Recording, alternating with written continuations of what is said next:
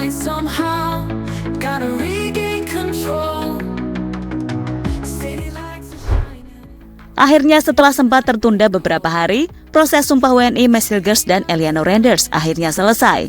Mereka resmi jadi orang Indonesia yang siap membela Garuda untuk menghadapi Bahrain dan Cina. Tentu kehadiran mereka akan membuat kita makin pede menang. Tapi tetap saja kita masih butuh kekuatan baru sebab kita tak cuma menghadapi Bahrain dan Cina, melainkan kita juga akan menghadapi Raja Asia yaitu Jepang. Melihat lawan-lawan berat itu, membuat PSSI pasti akan mencari pemain keturunan baru yang berkarir di Eropa. Hal tersebut juga pernah disampaikan langsung oleh Esko PSSI bahwa mereka sedang bernegosiasi dengan pemain besar setelah Maes Hilgers dan Eliano usai. Namun melihat kita yang semakin kuat dan terus berkoar-koar, membuat media Jepang sempat geram hingga kepanasan. Lantas siapa saja pemain ini sampai membuat media Jepang kepanasan?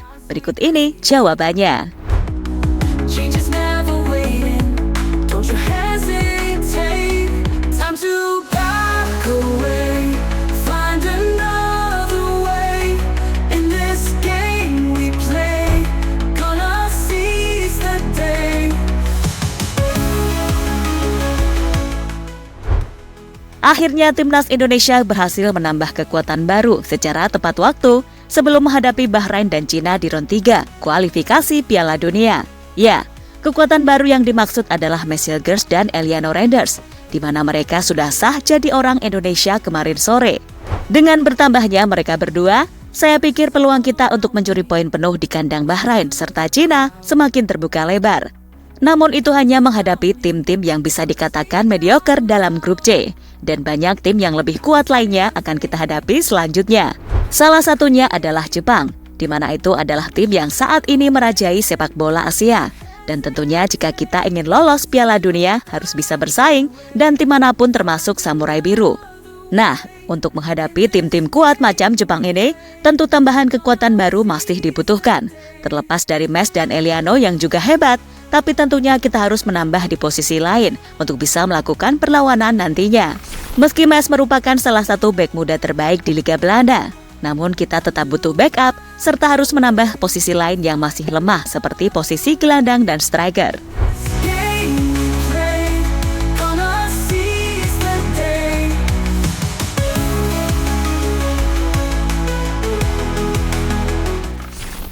Melihat itu, nampaknya Sintayong bersama PSSI sudah menganalisis dan berdiskusi untuk mencari pemain-pemain keturunan berkualitas di Eropa. Bahkan kabarnya, PSSI sudah bernegosiasi dengan salah satu pemain yang punya nama besar di Eropa. Hal itu diketahui setelah Exco PSSI sendiri yang mengatakan, yakni Arya Sinulinga pernah bilang kalau pihaknya sedang bernegosiasi. Tapi pemain tersebut masih belum diketahui siapa, bermain di mana, masih disembunyikan identitasnya, karena masih belum fix mau gabung timnas. Namun saya sudah mendapatkan sedikit bocoran, nama pemain besar yang kemungkinan besar akan jadi pemain selanjutnya. Time to back away. Find another way. In this game we play, gonna seize the day. Jairo Redwald.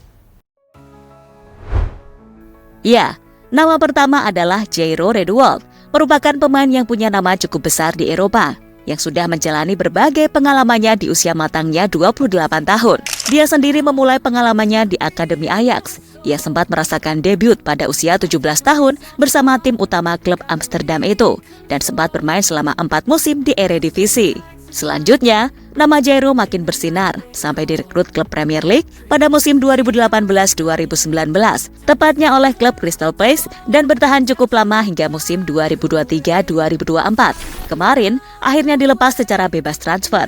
Dan di musim ini, ia pindah ke klub Liga Utama Belgia Royal Antwerp, tapi sedang cedera setelah melakoni 2 laga pertama.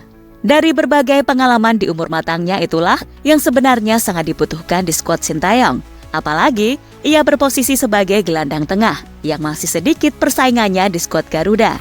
Ia mempunyai darah keturunan Indonesia dari neneknya yang berasal dari Manado. Namanya semakin mencuat setelah dibahas oleh salah satu kanal terpercaya. Yusa Nugraha bilang PSSI sedang negosiasi dengannya. Selain dari Yusa, anggota Exco PSSI Hasani Abdul Ghani juga mengaku pernah teleponan dengan nenek Jairo. Siapa cucunya? Tanya saya. Dia sekarang bermain di Crystal Palace. Jawab beliau, Jairo Redwood, bukankah Jairo turunan Suriname? Neneknya Jairo adalah adik saya. Kami berasal dari Manado. Jawab beliau, kata Hasani, sumber bola.net.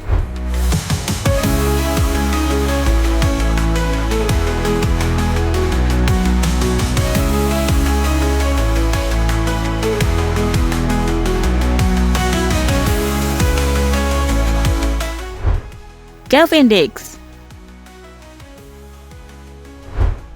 Selanjutnya ada nama Kevin Dix, pemain yang juga sudah lama dirumorkan akan bergabung dengan timnas. Namun namanya akhir-akhir ini kembali mencuat karena namanya disebut dalam channel Exco PSSI Arya Sinulinga, di mana Pak Arya mengatakan kalau Kevin Dix sudah pernah diajak ngobrol agak berat untuk dinaturalisasi. Nama-nama ini memang agak berat karena masih dalam proses. Akan tetapi, ada juga yang bisa kita ajak ngobrol. Mungkin 1-2, kata Arya Sinulinga dalam podcast YouTube-nya. Kevin Dix memang punya nama yang cukup besar, di mana ia kini bermain untuk Copenhagen. Dan di sana ia juga menjadi pemain inti. Bahkan ia pernah merasakan atmosfer Champions League karena klubnya termasuk klub besar di liga teratas Denmark. Dengan usia yang masih matang 27 tahun, ia juga dibutuhkan Sintayong sebagai bek tengah maupun bek sayap. Namun kalau susah, tak usah memaksakan, karena untuk lini tengah sudah cukup banyak.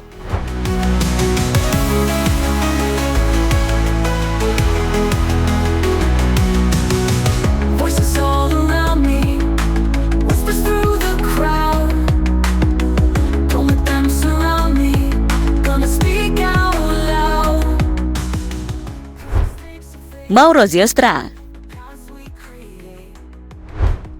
Salah satu pemain yang paling kuat untuk gabung timnas adalah Mauro Zylstra, sebab usianya yang baru menginjak usia 19 tahun serta berposisi sebagai striker, tentu membuat namanya sangat dibutuhkan untuk skuad Sintayong yang memang masih kurang di posisi ujung tombak.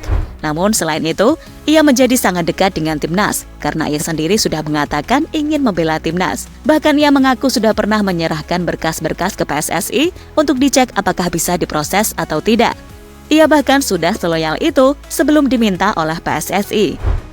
Namun selain itu, pemain berusia 19 tahun itu juga mempunyai kualitas yang cukup bagus, di mana ia sekarang bermain untuk Volendam U21. Tapi meski hanya bermain di kelompok umur, ia punya statistik gol yang cukup gacor. Di musim ini saja, ia sudah mencatatkan 2 gol dari 2 laga. Musim sebelumnya bersama klub lamanya, ia juga gacor dengan mencatatkan 18 gol dan 11 assist dari 20 pertandingan saja. Itu merupakan kualitas yang cukup apik lah buat timnas Indonesia, meski hanya bermain di kelompok umur bersama klubnya. Ditambah semangat yang sudah ditunjukkan Mauro Zylstra sebelum diminta, bisa jadi nilai tambahan.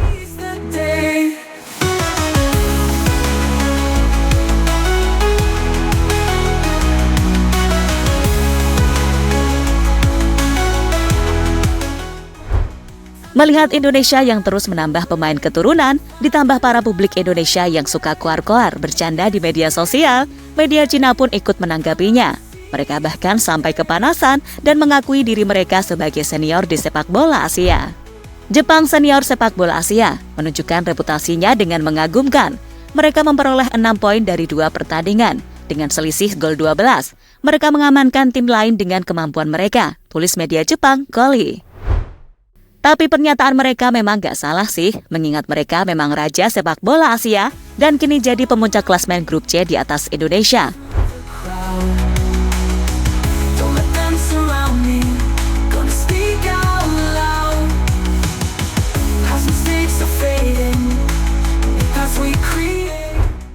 Jadi itulah beberapa pemain baru yang kemungkinan besar akan menyusul gabung timnas Indonesia setelah Messilgers dan Eliano selesai.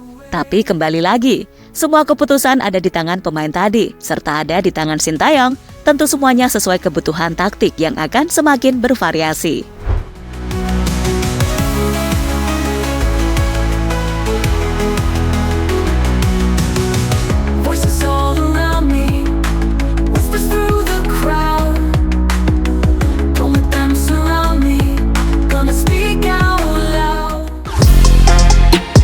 Halo, izin iklan sebentar ya guys. Jadikan ruangmu bernuansa Timnas. Temukan beragam poster dinding, sepak bola dan Timnas dengan desain menawan, kualitas premium dan harga yang tidak akan menguras kantong. Segera klik link Shopee di deskripsi video ini dan dukung Timnas dengan sepenuh hati.